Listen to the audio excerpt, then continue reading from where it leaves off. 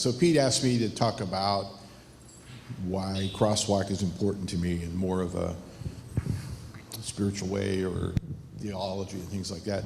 So I got to start early. When I was 10, we moved and we went to a new church, and they had Vacation Bible School, and it was all a lot of fun. And I was raised in a Christian home. My parents have been, in church. That was the focus of their life for their whole lives. But when I was 10, we went to this Vacation Bible School at the new church, and it was all a lot of fun every day. But the focus of the Vacation Bible School was to get the 9 and 10-year-olds to accept Jesus as their personal Savior. That was it, right?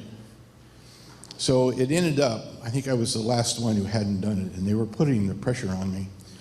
And so everybody went out to play in the playground and do the games.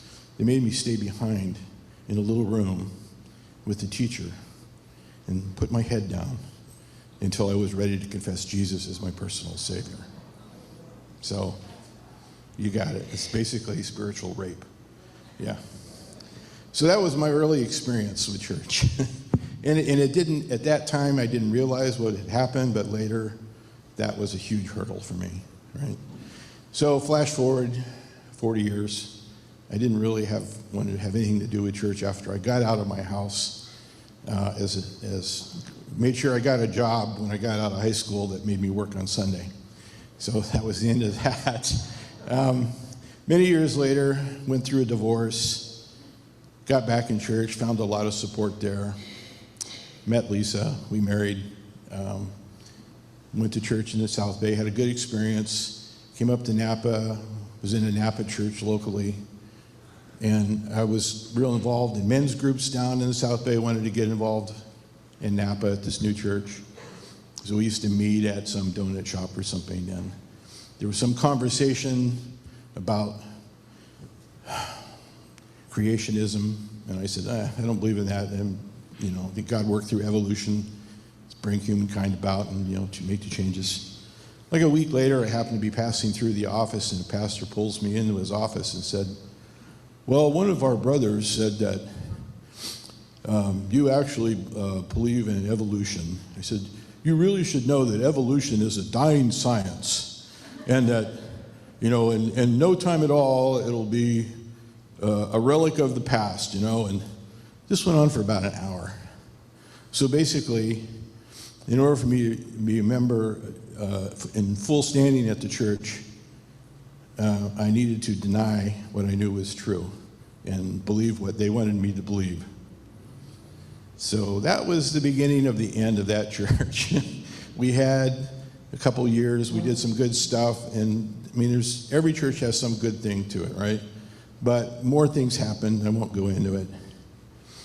And I said to Lisa, we got to get out of here. And she says, yeah, I know.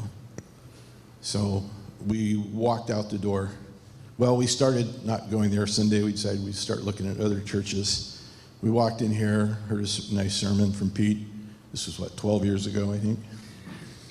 Had a meeting with him. We sat down in his office, and we looked around. He's got half of the books in his bookcase are what we have in our bookcase, So we found a place, not so much that agrees with us, that's not the point, but allows us to be who we are, believe what we believe, will dialogue with us, right? Will debate with us, and allows us to do the same. This church is diverse in its theology. It leans a certain direction, but there's lots of room, and we appreciate, I do, and I think Pete and other people in the church appreciate different perspectives, different theologies, because everybody brings something to the table, right? You don't find that in many churches in Napa. No, many churches in the U.S. anymore. Used to be different. But that's where we're at today. So this is why Lisa and I are here. She didn't want me to mention her name while I was up here. This is why we're here, and why we think that CrossWalk is worthy of support. And we urge everybody to support the CrossWalk Church. Thanks.